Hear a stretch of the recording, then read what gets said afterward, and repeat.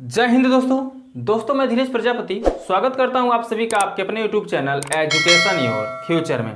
तो दोस्तों इस वीडियो में मैं आपके लिए लेके आया हूं फिजिक्स का चैप्टर नंबर 1 भौतिक जगत फिजिकल वर्ल्ड। ठीक है दोस्तों, इस वीडियो में मैं आपका चैप्टर नंबर 1 कराने वाला हूं। ठीक है, तो वीडियो में शुरू से लेकर अंत तक बने रहिएगा, क्योंकि आप लोगों के बच्चों को कमेंट आ रहे थे कि सर फिजिक्स को स्टार्ट करिए, तो फिजिक्स को स्टार्ट करिए। मैंने दोस्तों फिजिक्स को स्टार्ट कर दिया है। उम्मीद करता हूं कि आप लोग वीडियो को शुरू से लेकर अंत तक देखोगे। यदि आपने चैनल को सब्सक्राइब नहीं किया अभी तक तो चैनल को सब्सक्राइब जरूर करें। ठीक है दोस्तों, तो चलिए दोस्तों मैं स्टार्ट करता हूं चैप्टर नंबर 1 से, भौतिक जगत फिजिकल वर्ल्ड। ठीक है, तो भौतिक जगत में सबसे पहले हम पढ़ेंगे भौतिक विज्ञान किसे कहते हैं। ठीक है, या भौतिकी क्या है। ठीक है, भौतिक विज्ञान बोलिए या तो भौतिकी बोलिए, दोनों में कोई अंतर नहीं है दोस्तों, दोनों सेम नेम है। तो भौतिक विज्ञान को इंग्लिश में हम बोलते हैं फिजिक्स, आपको पता ही होगा। चलिए देखते हैं इसकी परिभाषा को हम देख लेते हैं, इसके डेफिनेशन को देख लेते हैं दोस्तों। विज्ञान की वह शाखा, एकदम सिंपल सा मैंने डेफिनेशन बनाया है। ठीक है, उम्मीद करता हूं आपको एक या दो रिवीजन में आपको याद भी हो जाएगा। अभी मैं इसको ट्रिक भी बता दे रहा हूं कि किस तरीके से इसको आपको याद करना है। ठीक है, देखिए, विज्ञान की वह शाखा जिसके अंतर्गत प्रकृति अथवा प्राकृतिक घटनाओं का अध्ययन किया जाता है उसे भौतिक विज्ञान कहते हैं। देखिए दोस्तों, जो भौतिक विज्ञान है वह विज्ञान की एक शाखा है। विज्ञान कई टाइप्स के होते हैं, जैसे भौतिक विज्ञान, जीव विज्ञान, वनस्पति विज्ञान, ठीक है, रसायन विज्ञान। तो यह एक शाखा ही हुआ, विज्ञान का क्या हुआ, एक शाखा हुआ। तो विज्ञान की वह शाखा है जिसके अंतर्गत हम क्या प्रकृति अथवा प्राकृतिक घटनाओं का अध्ययन करते हैं उसे भौतिक विज्ञान कहते हैं। सिर्फ आपको दो चीजें याद रखनी है, पहला क्या प्रकृति, दूसरा प्राकृतिक घटनाओं का अध्ययन किया जाता है जिसमें उसे हम क्या कहते हैं, भौतिक विज्ञान कहते हैं। इतना हम समझ चुके हैं। चलिए दोस्तों, अब इसमें देखिए क्वेश्चन यहीं से बनना स्टार्ट हो जाता है कि भौतिक विज्ञान के जनक कौन है। चलिए मैं आपको बताता हूं, देखिए इसके जनक, भौतिक विज्ञान के जनक कौन है। अगर आपसे पूछा जाए भौतिक विज्ञान के जनक कौन है तो देखिए दोस्तों आप बताइएगा न्यूटन को। ठीक है, अगर आपसे पूछा जाए भौतिक विज्ञान के जनक कौन थे या कौन हैं, ठीक है, फिलहाल भौतिक विज्ञान के जनक कौन थे, तो भौतिक विज्ञान के जनक कौन है, न्यूटन है। ठीक है, भौतिक विज्ञान के जनक कौन है, यहाँ पे न्यूटन है। अगर आपसे बोल दिया जाए भौतिक विज्ञान या आधुनिक विज्ञान, यहां लिखिए दोस्तों आधुनिक भौतिक विज्ञान, ठीक है, आधुनिक भौतिक विज्ञान के जनक। चलिए देखिए दोस्तों, अगर आपसे बोल दिया जाए आधुनिक भौतिक विज्ञान के जनक कौन है या कौन थे, तो आधुनिक भौतिक विज्ञान के जनक दोस्तों आपको बता दूं गैलीलियो हैं। ठीक है, कौन है, गैलीलियो, और दूसरे जो हैं वो कौन है, आइंस्टीन। ठीक है, कौन है दोस्तों, आइंस्टीन है। ठीक है, ये आधुनिक भौतिक विज्ञान के जनक हैं। और भौतिक विज्ञान के अगर सिर्फ जनक पूछा जाए तो न्यूटन, और आधुनिक भौतिक विज्ञान के जनक अगर पूछे जाए तो गैलीलियो और कौन हो जाएंगे आपके, आइंस्टीन हो जाएंगे। क्लियर हो गया। अब देखिए दोस्तों, एक क्वेश्चन इसमें से और बनता है कि भौतिक विज्ञान कहां से लिया गया, किस शब्द से लिया गया। ध्यान दीजिए दोस्तों, भौतिक विज्ञान जो है आपका ग्रीक भाषा, कहां से लिया गया है, ग्रीक भाषा के फ्यूसिस शब्द से लिया गया है। किससे लिया गया है, भौतिक विज्ञान ग्रीक भाषा के फ्यूसिस शब्द से लिया गया है, जिसका अर्थ होता है, क्या होता है दोस्तों, प्रकृति। क्या होता है, प्रकृति। ठीक है, तो कंफर्म हो गया, भौतिक विज्ञान किस भाषा से लिया गया है, ग्रीक भाषा से लिया है, जिसका एक शब्द है फ्यूसिस। ठीक है, ग्रीक भाषा के फ्यूसिस शब्द से लिया गया है, जिसका अर्थ होता है प्रकृति। समझ में आ रहा है, भौतिक विज्ञान ग्रीक भाषा के फ्यूसिस शब्द से लिया गया है, जिसका अर्थ होता है क्या, प्रकृति। ठीक है, कंफर्म हो गया दोस्तों। उम्मीद करता हूं कि आपने अच्छे से समझ लिया है और सब कुछ यहां पे क्लियर हो गया। ठीक है दोस्तों, नोट्स जरूर बनाइएगा, ठीक है, क्योंकि ये आपके फायदे के लिए चीज है। ठीक है, तो चलिए दोस्तों, मैंने आपको इसमें बता दिया क्या, भौतिक विज्ञान किसे कहते हैं या भौतिकी क्या है। अब हम भौतिक विज्ञान के शाखाओं के बारे में अब इस चैप्टर में हम पढ़ेंगे। ठीक है, तो वीडियो में बने रहिए। चलिए मैं आगे आपको भौतिक विज्ञान की शाखाओं के बारे में यहाँ पे बता देता हूं। ठीक है, अब देखिए दोस्तों, भौतिकी की शाखाएं, भौतिक विज्ञान की कुल कितने शाखाएं होती हैं? तो दोस्तों भौतिक विज्ञान की कुल 6 शाखाएं होती हैं, यानी भौतिकी या भौतिक, यहां आप बोल लीजिए भौतिकी या भौतिक। ठीक है, कितने प्रकार का होता है दोस्तों? कुल 6 प्रकार का होता है। पहला होता है यांत्रिकी, मैकेनिक्स। दूसरा होता है ऊष्मागतिकी, ठीक है, थर्मोडायनामिक्स। तीसरा होता है प्रकाशिक, ऑप्टिक्स। और चौथा होता है दोलन तथा तरंगे, ऑसिलेशंस एंड वेव्स। और पांचवा होता है वैद्युत गतिकी, ठीक है, इलेक्ट्रोडायनामिक्स। छठवां होता है आधुनिक भौतिकी, मॉडर्न फिजिक्स। ठीक है, इसको आप लिख लीजिए। ठीक है, बारी बारी से मैं आप सभी का डिफिनीशन यहाँ पे कराने वाला हूं दोस्तों, क्योंकि देखिए भौतिक विज्ञान जो होता है वह 6 प्रकार का होता है। भौतिकी कितनी, भौतिक की कुल कितनी शाखाएं होती हैं? कुल 6 प्रकार की होती है। ठीक है, भौतिक में जो भी मुझे कुछ भी पढ़ना होता है इन्हीं 6 चीजों के अंदर, यानी इन्हीं 6 के अंदर हमें सब कुछ पढ़ना होता है। ठीक है, इन्हीं चैप्टरों के अंदर हमें सब कुछ पढ़ना होता है जो आपके लिखाए गए, यांत्रिकी, ऊष्मागतिकी, प्रकाश की, दोलन तथा तरंगे, वैद्युत गतिकी, आधुनिक भौतिकी। ठीक है, इन्हें यही सब आपके भौतिक के अंदर पढ़ाए जाते हैं। क्लियर हो गया? अब बारी बारी से मैं सब कुछ आपको बताने वाला। पहला मैं इसके हिसाब से डलवा रहा हूं यहाँ पे यांत्रिकी, ठीक है, मैकेनिक्स। चलिए पहला मैं बता देता हूं आपको यांत्रिकी क्या है। अब देखिए दोस्तों, मैंने आपको बताया भौतिकी की शाखाएं यह 6 प्रकार की होती हैं। तो पहला आपका था यांत्रिक, दूसरा था ऊष्मागतिकी। तो मैंने यहाँ पे 2 पहले बता दिया। मैं सबको पढ़ाऊंगा दोस्तों, जितना भी चैप्टर में है, जितने भी स्केच हैं, मैं सबको बारी बारी से बताऊंगा। इसलिए वीडियो में शुरू से लेकर अंत तक बने रहें, ठीक है। और एक ही वीडियो में सब एक चैप्टर में समाप्त कर दूंगा आपका। ध्यान दीजिए, पहला था यांत्रिकी। भौतिकी की शाखाएं में पहला क्या था? यांत्रिकी, यानी मैकेनिक्स। इसके अंतर्गत ठोस, द्रव एवं गैस के नियमों, न्यूटन के गति विषयक नियमों, या गति विषयक बोलिए या तो गति नियमों, गुरुत्वाकर्षण, राकेट नोदन, पिंडों की साम्यावस्था एवं भौतिक राशियों का अध्ययन किया जाता है। ठीक है दोस्तों, देखिए यांत्रिकी के अंतर्गत आपका, इसके अंतर्गत ठोस, द्रव, गैस के नियमों, न्यूटन के गति विषयक नियम या न्यूटन के गति नियमों, गुरुत्वाकर्षण, राकेट नोदन, पिंडों की साम्यावस्था एवं भौतिक राशियों का अध्ययन किया जाता है।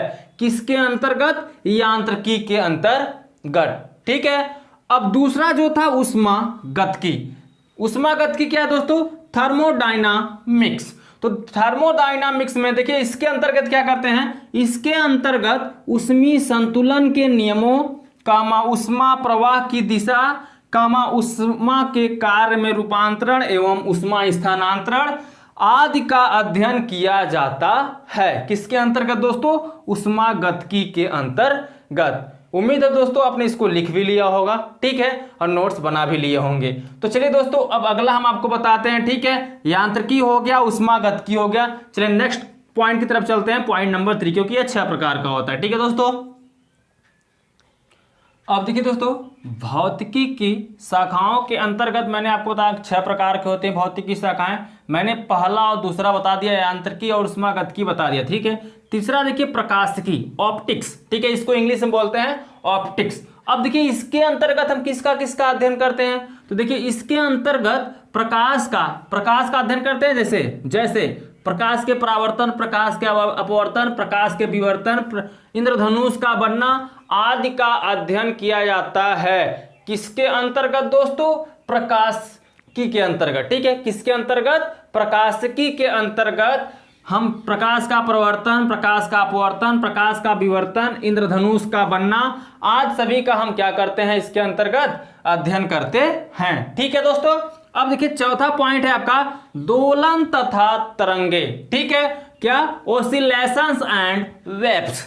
इसके अंतर्गत हम विभिन्न वस्तुओं के कंपनों, कंपित वस्तु द्वारा उत्पन्न विक्षोभ आदि का अध्ययन करते हैं। किसके अंतर्गत? दोलन तथा तरंगों के अंतर्गत। इसके अंतर्गत हम विभिन्न वस्तुओं के कंपनों, कंपित वस्तु द्वारा उत्पन्न जो विक्षोभ होता है उसका अध्ययन करते हैं। किसके अंतर्गत? दोलन तथा तरंगों में। ठीक है, अब देखिए विद्युत गतिकी।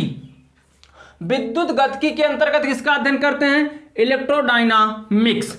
इसके अंतर्गत चुंबकित वस्तुओं से संबंधित परिघटनाओं, वैद्युत धारा, धारावाही चालक की चुंबकीय क्षेत्र में गति आदि का अध्ययन किया जाता है। किसके अंतर्गत दोस्तों? वैद्युत गतिकी के अंतर्गत। ठीक है, नेक्स्ट देखिए दोस्तों, वैद्युत, यहां देखिए नेक्स्ट है आधुनिक भौतिकी। ठीक है, विज्ञान की शाखाओं में लास्ट है 6वां नंबर आधुनिक भौतिकी, मॉडर्न फिजिक्स।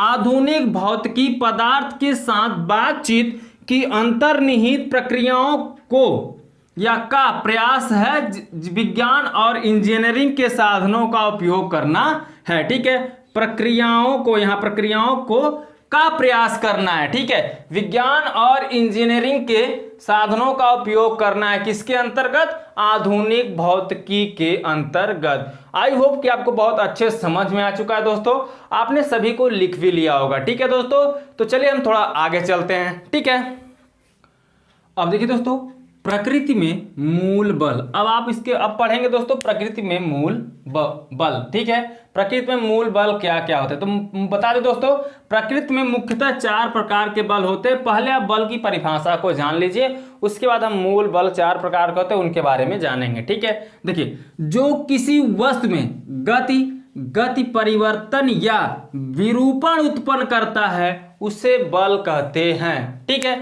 जैसे दोस्तों ये मार्कर है, ठीक है, और ये इसका ढक्कन है। ठीक है, अगर हम इसे बल उत्पन्न करेंगे तो यहां पे देखिए ये बंद हो जा रहा है। ठीक है, तो इसमें क्या हो रहा है? विरूपण उत्पन्न हो रहा है। ठीक है, या उसमें गति परिवर्तन हो जाएगा। जैसे कोई वस्तु खड़ी है, उस पर धक्का देंगे तो गतिमान हो जाएगा। ठीक है, तो वही क्या हो जाता है दोस्तों? बल हो जाता है। ठीक है, बिना बल के वो गतिमान नहीं हो सकता। तो जो किसी वस्तु में गति परिवर्तन या विरूपण उत्पन्न करता है उसे क्या कहते हैं? बल कहते हैं। तो यह दोस्तों कितने प्रकार का होता है? 4 प्रकार का होता है। तो मैंने यहां पहला प्रकार लिख रखा है गुरुत्वाकर्षण बल या गुरुत्वीय बल। ठीक है, गुरुत्वाकर्षण बल या गुरुत्वीय बल, इसको बोलते हैं ग्रेविटेशनल फोर्स। देखिए दोस्तों, ग्रेविटेशनल फोर्स होता क्या है?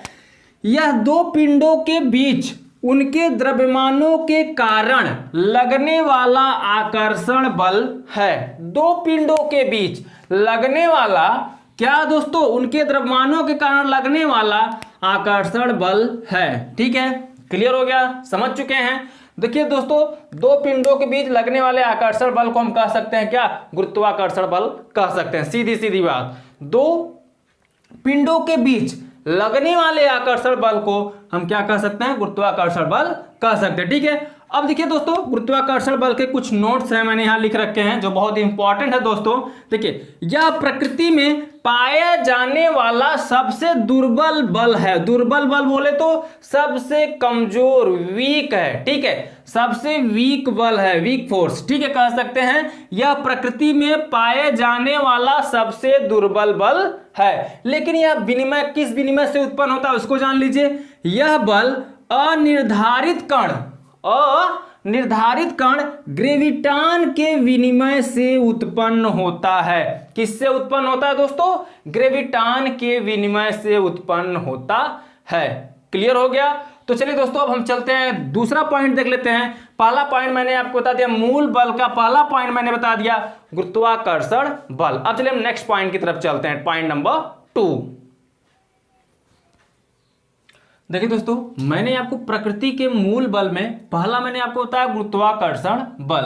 अब मैं आपको बता रहा हूं दूसरा विद्युत चुंबकीय बल। मैंने बताया मुख्यतः ये 4 प्रकार के होते हैं मूल बल। ठीक है, तो मैंने आपको पहला बताया था गुरुत्वाकर्षण बल। अब दूसरा मैं बता रहा हूं आपको विद्युत चुंबकीय बल, इलेक्ट्रोमैग्नेटिक फोर्स। अब इलेक्ट्रोमैग्नेटिक फोर्स किसे कहते हैं? ध्यान से देखिए दोस्तों, विद्युत चुंबकीय बल, आवेशित कणों के बीच लगने वाला बल विद्युत चुंबकीय बल कहलाता है। आप ये सब क्लास 10 आप पहले से ही पढ़ चुके हो। ठीक है, आवेशित कणों के बीच लगने वाला कौन सा दोस्तों? विद्युत चुंबकीय बल कहलाता है। लगने वाला जो बल होगा वो कौन सा बल होगा? विद्युत चुंबकीय बल कहलाता है। ठीक है, मैंने आपको बताया बल 4 प्रकार के होते हैं। 4 में पहला है आपका दोस्तों गुरुत्वाकर्षण बल, दूसरा मैंने बताया विद्युत चुंबकीय बल। अब इसके थोड़ा कुछ गुण को देख लीजिए। देखिए, इसमें आकर्षण तथा प्रतिकर्षण दोनों प्रकार के गुण पाए जाते हैं विद्युत चुंबकीय बल में। ठीक है दोस्तों, कभी कभी किसी व्यक्ति को जब करंट मारता है तो क्या करता है, किसी किसी को चिपका लेता है और किसी किसी को झटक देता है। ठीक है, तो दोस्तों इसमें क्या कर विद्युत चुंबकीय बल में क्या होता है, इसमें आकर्षण भी होता है और प्रतिकर्षण, दोनों प्रकार के गुण पाए जाते हैं विद्युत चुंबकीय बल में। ठीक है, अब देखिए दूसरा दोस्तों, यह बल आवेशित कणों के बीच फोटॉनों के विनिमय से उत्पन्न होता है। विद्युत चुंबकीय बल किसके विनिमय से उत्पन्न होता है, फोटॉनों के विनिमय से उत्पन्न होता है। यहां तक क्लियर हो गया दोस्तों। नेक्स्ट पॉइंट है आपका दोस्तों मूल बल का प्रबल नाभिकीय बल। तीसरा बल क्या है दोस्तों, प्रबल नाभिकीय बल। देखिए स्ट्रॉन्ग न्यूक्लियर फोर्स। अब इसका परिभाषा देखिए, नाभिक में प्रोटॉनों तथा न्यूट्रॉनों को एक साथ बांधने वाला बल नाभिकीय बल कहलाता है। नाभिक में प्रोटॉनों तथा न्यूट्रॉनों को एक साथ बांधने वाला बल नाभिक बल कहलाता है। अब इसके देखिए दोस्तों नोट्स मैंने बता दिए दोस्तों, जो मैं नोट बता रहा हूं ये बहुत इंपॉर्टेंट है। ठीक है, इसे विशेष ध्यान दीजिएगा। देखिए यह बल न्यूक्लियनों के बीच मेसॉनों के विनिमय से उत्पन्न होता है। ठीक है, क्या दोस्तों किससे उत्पन्न होता है यह बल, मेसॉनों से। फोटॉन से कौन होता है, विद्युत चुंबकीय बल। मेसॉनों से क्या होता है दोस्तों, प्रबल नाभिकीय बल उत्पन्न होता है। ठीक है, यह बल विद्युत चुंबकीय बलों से 100 गुना अधिक प्रबल होता है, यानी मजबूत होता है। ठीक है, कितना, 100 गुना अधिक मजबूत होता है। किससे दोस्तों, विद्युत चुंबकीय बल से। ठीक है, अब देखिए यह बल केवल नाभिक के भीतर ही प्रभावी रहता है। कौन सा बल, प्रबल नाभिकीय बल जो होता है वह केवल नाभिक के भीतर ही प्रभावित रहता है। क्लियर हो गया दोस्तों। चलिए नेक्स्ट पॉइंट देख लेते हैं दोस्तों, पॉइंट नंबर 4, प्रबल बल यहां पे हो गया आपका। अब हम देख लेते हैं क्षीण नाभिकीय बल। अब देखिए दोस्तों चौथा पॉइंट, क्षीण नाभिकीय बल, वीक न्यूक्लियर फोर्स। ठीक है दोस्तों, आपने भी क्या पढ़ा, गुरुत्वाकर्षण बल, विद्युत चुंबकीय बल और प्रबल नाभिकीय बल। अब लास्ट है दोस्तों क्षीण नाभिकीय बल। अब इसकी हम परिभाषा को देख लेते हैं दोस्तों। देखिए नाभिकीय घटनाओं जैसे रेडियो एक्टिव नाभिक के बीटा क्षय में तथा मूल कणों के बीच कार्य करने वाला बल कौन सा बल कहलाता है, क्षीण नाभिकीय बल कहलाता है। ठीक है दोस्तों, अब इसके नोट्स को आप देख लीजिए। यह बल विषाणु के विनिमय से उत्पन्न होता है। ठीक है, क्षीण नाभिकीय बल किसके विनिमय से उत्पन्न होता है, विषाणु के, यानी बोसानो को बोल सकते हैं सीधा सीधा। इंग्लिश को अगर इंग्लिश में पढ़ेंगे तो विषाणु पढ़ेंगे, हिंदी में अगर बोला जाए तो बोसानो। ठीक है, यह बल बोसानो के विनिमय से उत्पन्न होता है। ठीक है दोस्तों, दूसरा पॉइंट है, यह नाभिकीय आकार से अधिक दूरियों पर विलुप्त हो जाता है। ठीक है, क्या होता है दोस्तों, यह नाभिकीय आकार से अधिक दूरियों पर विलुप्त यानी गायब हो जाता है। कौन सा बल, क्षीण नाभिकीय बल। क्लियर हो गया दोस्तों। तो चलिए दोस्तों आगे हम देख लेते हैं नेक्स्ट पॉइंट, प्रकृति में ऊर्जा के मूल संरक्षण।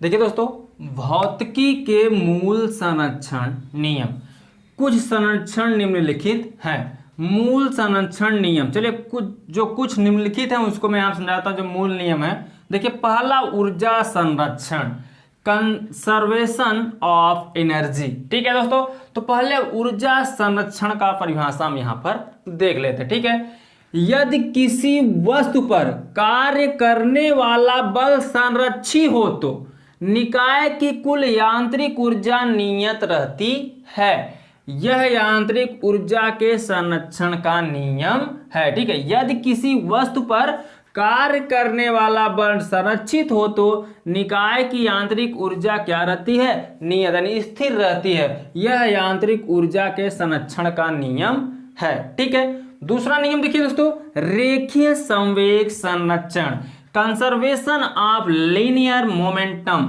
ठीक है, देखिए दोस्तों इसका परिभाषा होगा, यदि कणों के किसी निकाय पर कार्य करने वाला बाह्य बल शून्य हो, क्या हो दोस्तों, बल क्या होना चाहिए, शून्य हो तो निकाय का रेखीय संवेग संरक्षित रहता है।